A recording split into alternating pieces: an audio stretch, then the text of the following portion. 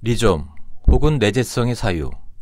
리좀은 들레이즈 가타리의 개념 가운데 가장 잘 알려진 것 중 하나일 겁니다. 리좀이란 땅속 줄기 내지 뿌리 줄기를 뜻합니다.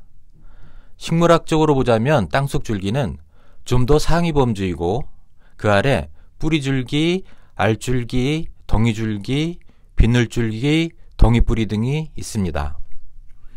하지만 철학적 개념으로서의 리좀에서 그런 분류학적 구별은 중요하지 않습니다. 여기서 핵심은 그것이 뿌리나 나무를 타겟으로 하는 개념이란 점입니다. 뿌리는 중심이 되는 하나의 주축이 있으며 이로부터 잔뿌리가 차례로 뻗어나가지요. 옥수수처럼 수염뿌리인 경우에는 주축은 없지만 잔뿌리가 하나의 중심에 모여 있습니다. 어느 것이든 확고한 중심이 있고 이로부터 가지를 쳐나가는 형태를 취하고 있지요. 지하의 뿌리만이 아니라 지상의 나무까지도 그렇습니다. 목줄의 줄기가 뿌리 위로 뻗어나가고 그로부터 가지들이 분기합니다. 원줄기가 하나의 확고한 중심이 되는 게 교목이라면 여러 개의 줄기들이 지면에서 뻗어나가는 게 관목이지만 어느 것이든 하나의 중심에서 갈라져 나갑니다. 반면 땅속 줄기나 뿌리 줄기는 중심이 없이 서로 얼기설기 엮여 있습니다. 뿌리의 경우에는 중심으로부터 하나씩 차례로 갈라지며 분기하기에 잔뿌리끼리는 연결되지 않습니다. 하나의 잔뿌리에서 다른 잔뿌리로 가려면 상위의 중심으로 올라갔다가 가야 합니다. 나무까지도 그렇지요. 하지만 뿌리 줄기는 그물처럼 서로 간에 연결되어 있습니다.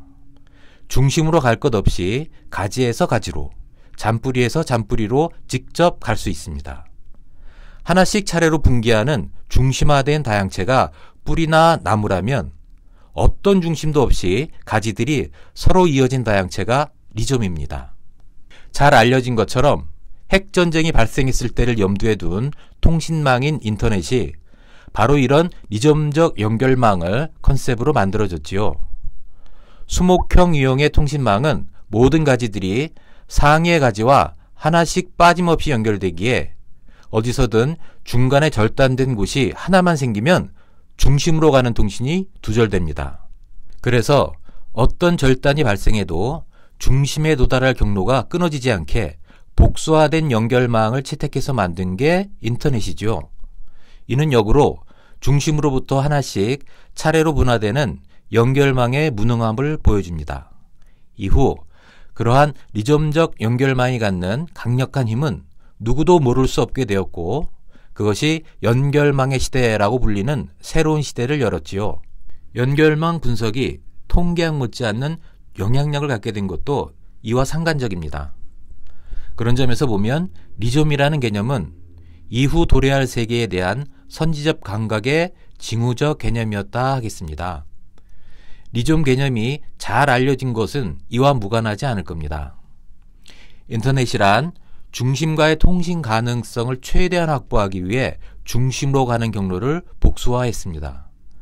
중심으로 가는 길이 복수화된 연결망에서는 특권적 중심이 사라져버립니다. 여기서 우리는 어떤 일이 있어도 그 중심에 도달할 수 있는 연결망은 중심 없는 연결망이라는 역설을 보게 됩니다.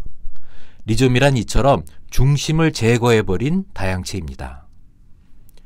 리좀과 달리 나무나 뿌리는 중심을 갖습니다. 그런데 나무나 뿌리라는 말로 겨냥하고 있는 것은 수학이나 생물학 등에서 자주 보게 되는 수용도입니다. 수용도란 점과 선으로 어떤 사건이 일어나는 모든 경우의 수를 표시하는 도식이죠. 가령 주사위 2개를 던져 둘 다 6이 나올 확률을 계산할 때 앞의 주사위 눈이 나올 6가지 가지를 그리고 각각의 가지 끝마다 다시 6개씩 가지를 치죠. 그래서 나온 전체 개수 가운데 6이 2번 나오는 가지의 수를 세서 확률을 구합니다. 인공지능이 길찾기를 할 때도 이런 식으로 했었지요. 가지치기를 반복하여 그리고 각각의 경우마다 확률이나 비용 같은 걸 계산했습니다. 이는 생물학을 비롯해 분류를 할 때도 흔히 사용합니다. 생물계를 세균, 고세균, 진핵생물로 나누고 진핵생물을 원생생물, 조류, 균류, 식물, 동물로 나누고 동물은 척추동물과 비척추동물로 나누고 하는 식으로 분류의 가지를 쳐나가지요. 진화의 역사도 이렇게 수용도를 그리며 분기되는 수용도로 그려집니다. 촘스키는 이를 언어에 대해 사용합니다.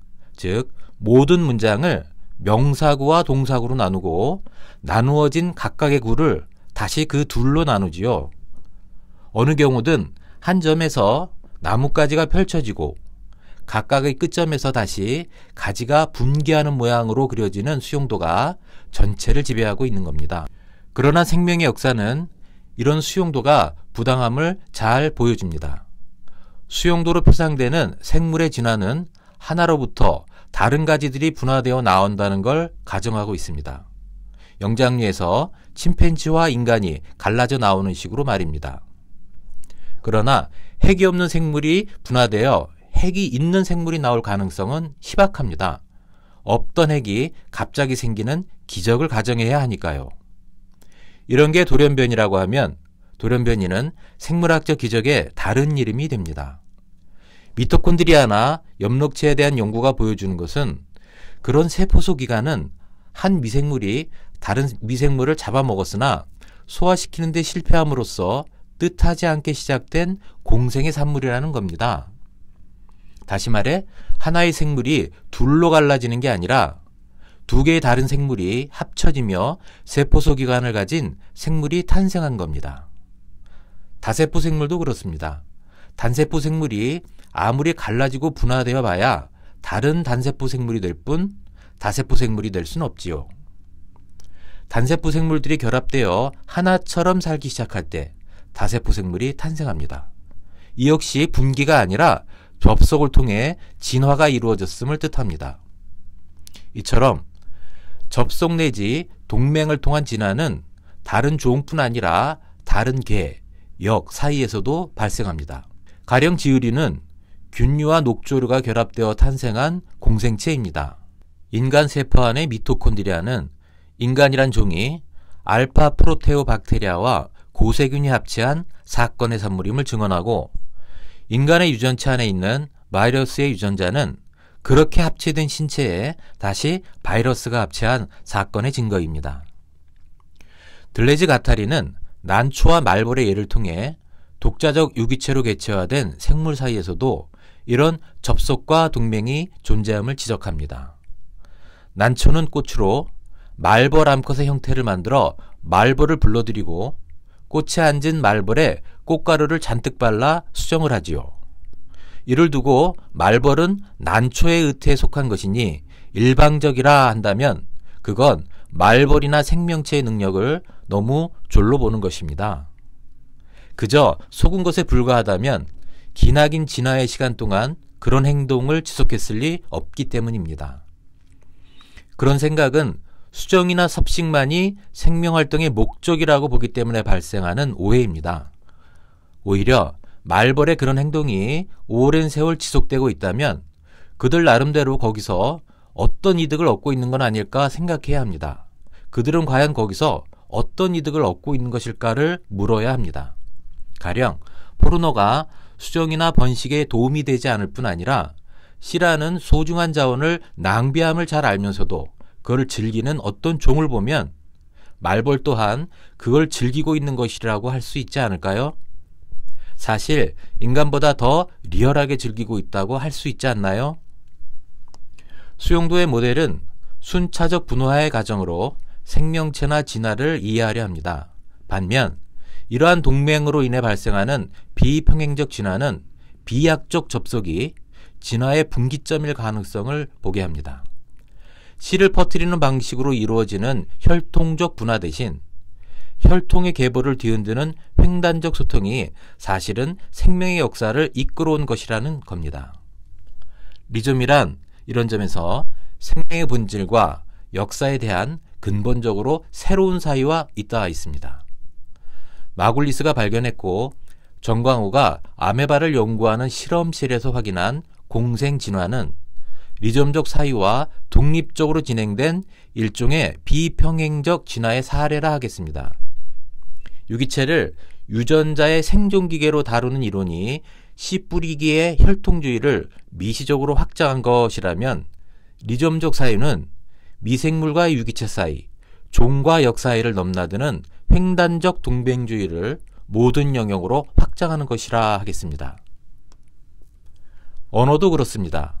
명사구와 동사구라는 두 개의 가지를 갖는 구조적 보편성 같은 것은 가령 추워나 오늘 밤 같은 단어 하나만으로 아주 다른 수많은 의미를 표현할 수 있다는 사실만으로 쉽게 웃어넘길 수 있습니다. 거기서 같은 단어가 다른 의미를 갖게 만드는 것은 문법 구조가 아니라 어조이고 표정이지요. 어떤 어조, 어떤 표정이 접속되는가에 따라 같은 단어도 다른 말이 되는 겁니다. 문장이 명사구와 동사구로 붕괴하는 게 아니라 단어와 어조, 표정 같은 이질적인 것이 접속함으로써 의미가 생성되는 것이라 하겠습니다. 이질적인 것들의 접속, 이것은 바로 리점을 규정하는 핵심적인 원리입니다. 어떤 선도 다른 선과 이어지며 선 위의 어떤 점도 다른 점과 이어질 수 있다는 것, 그것이 접속의 첫 번째 원리입니다. 그런데 우리는 접속이나 동맹을 다룰 때에도 동질적인 것들 간에 동등한 층위에서 그렇게 하는 경향이 있습니다. 정치적 동맹을 다룰 때는 국가 간 혹은 부족 간 등의 동등한 층위에서 다루고, 생물의 동맹을 다룰 때는 인간과 개, 악어와 악어새 등 동등한 수준에서 다루지요. 그러나 유기체인 우리는 우리 신체 내부의 미생물과 동맹을 맺고 있지요. 정치적 동맹조차 국가와 부족 혹은 군대와 지형, 무장한 사람과 숲 등 상이한 층위에서 발생하는 경우가 많습니다. 언어적 기호와 표정의 동맹도 있습니다. 이처럼 접속하는 것들의 이질성이 리점의 두 번째 원리입니다. 원리라고는 하지만 철학이나 과학, 정치 등에서 흔히 원리라고 하는 것과는 아주 다른 원리입니다.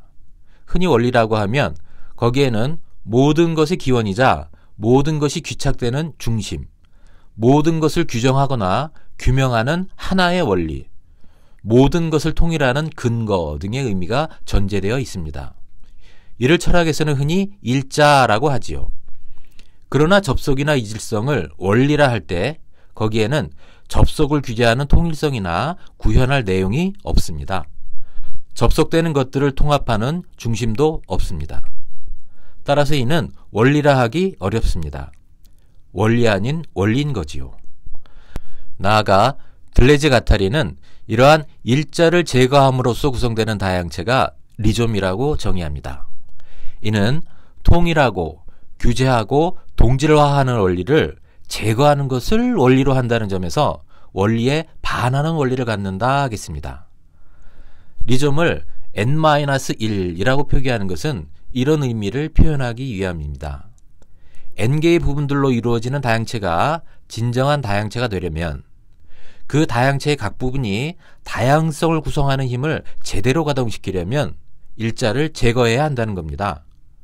이 일자는 이래와 같은 초월적 모델일 수도 있고 신 같은 초월자일 수도 있으며 단일한 법칙이나 초월적 좌표계, 어디에서나 발견되는 동질화된 최소 단위 같은 것일 수도 있습니다. 환원론적 사유 안에서 환원의 거점이 된 유전자나 원자도 그렇습니다. 이러한 일자를 제거할 때 비로소 부분마다 다르고 분할할 때마다 달라지는 연속적 다양체가 가능해집니다. 접속과 이질성에 이어 리점의 세 번째 원리가 다양체라고 함은 이런 뜻입니다. 이러한 다양체에는 주체도 대상도 없고 의미도 모델도 없습니다. 알파 프로테오박테리아와 고세균이 공생체를 이룰 때 잡아먹었지만 먹는 데 실패했으니 고세균은 주체가 아니며, 잡아먹혔으나 먹히지 않고 살아남았으니 박테리아 또한 대상이 아닙니다. 고세균이 주체이고 박테리아가 대상이라면 먹이를 먹어치운 고세균만 있을 뿐 공생체는 없을 겁니다. 뜻하지 않은 사건을 통해 접속한 공생체가 있는 것이고 그 새로운 개체화에 말려 들어간 박테리아와 고세균이 있는 겁니다. 난초와 말벌도 다르지 않습니다. 난초에게 말려 들어갈 때 말벌은 난초의 욕망을 대행하기에 주체가 아니며 또한 그의 욕망만 구현한 건 아니기에 그저 대상인 것만도 아닙니다. 서로를 맴도는 쌍둥이 별처럼 하나의 배치로 말려 들어간 것들의 공동체가 있는 거지요. 의미도 그렇습니다. 실패한 섭식이기에 공생체가 된 박테리아는 먹이라는 의미를 벗어나고 고세균 또한 포식자라는 의미를 갖지 못합니다. 양자가 접속하여 출현한 사건은 차라리 포식이라는 통상적 의미와 단절하며 이루어지고 먹혔지만 살아남은 박테리아는 먹이라는 의미와 단절하기에 동맹자가 됩니다. 이런 점에서 리좀은 의미화하지 않는 단절을 또 하나의 원리로 합니다. 말벌을 불러들이기 위해 난초꽃이 말벌 암컷의 형상을 만드는 것을 모방이나 모사라고 하기 쉽습니다. 그러나 그것은 겉으로 드러난 유사성만을 보기에 그런 겁니다. 난초가 그런 모습을 만들 때 그것은 말벌을 흉내내기 위해서가 아니라 말벌의 신체와 활동을 자기 신체로 재영토화하기 위한 겁니다. 말벌은 난초를 통해 자기 신체로부터 탈영토화되어 다른 길로 이탈하게 됩니다. 현실 속에서 새로운 길을 찾기 위해 자신에게 없는 것을 만들고 있는 겁니다. 우리가 나 아닌 다른 이의 삶에서 무언가를 배우고 모방하는 것처럼 보일 때도 우리는 그저 모방하는 게 아니라 내 삶을 위한 새 길을 찾고 시험하고 있는 겁니다. 모사가 아니라 재영토화, 탈영토화를 위한 지도 제작이 있는 것이라 함은 이런 뜻입니다. 이것이 리좀의 5째 원리입니다. 이를 달리 말하자면 지도를 만들며 난초와 말벌도 고세균과 박테리아도 그런 식으로 서로가 서로의 코드를 포획하여 그 잉여 가치를 이용하고 있다 할 수 있습니다. 그런 점에서 모방조차 사실은 애초의 코드를 탈코드화하는 것이고 모상을 코드의 여백을 이용해 해체하는 것입니다. 리좀의 6번째 원리가 모상의 해체를 뜻하는 데칼코마니라 함은 이런 이유 때문입니다. 리좀은 모든 것 위에 군림하며 모든 것을 통일하는 일자를 제거한 다양체라고 했습니다.